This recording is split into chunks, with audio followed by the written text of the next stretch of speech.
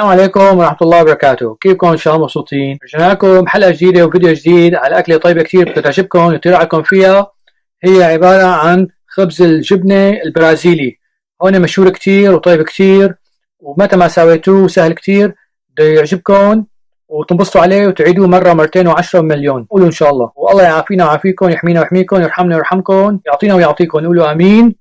هنبدأ على بركة الله. بسم الله الرحمن الرحيم. بالمقادير: بدنا تابيوكا طحين، بدكم بيضة واحدة، بدكم ربع كاسة مي، ربع كاسة حليب، وربع كاسة زيت، بدكم نص كاسة جبنة، شو ما بدكم يا مازوريلا، برمجان، شو ما بدكم نص معلقة صغيرة ملح. هي خلصت. على بركة الله. بسم الله. صلوا على النبي. هلا حطينا السوائل مع بعضهم، الحليب والزيت والمي لحتى يغلوا. هلا بنطفي تحته. هلا بنحط الملح وبنحرك.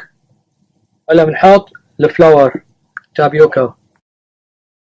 هلا حطيناها بهالمكسر، هاي الكيتشن ايد، وحنحركها على الوسط لشي دقيقة زمان. شايفين شلون صارت؟ هلا بنحط لها البيضات.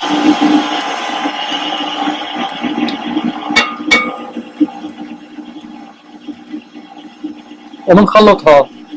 هلا بنقيمها من على الجوانب بمعلقة. بالوقت هذا الفرن حميته على 425 فرنهايت، يعني حوالي 210 مئوية. هلا بنخلط معهم الجبنات وبنحركهم بهالمعلقة. هي تبع المافنز دهنتها بزيت. هلا شايفين هي تبع البوظة. هلا باخذ منها معلقة من هون وبحطها جوات القالب.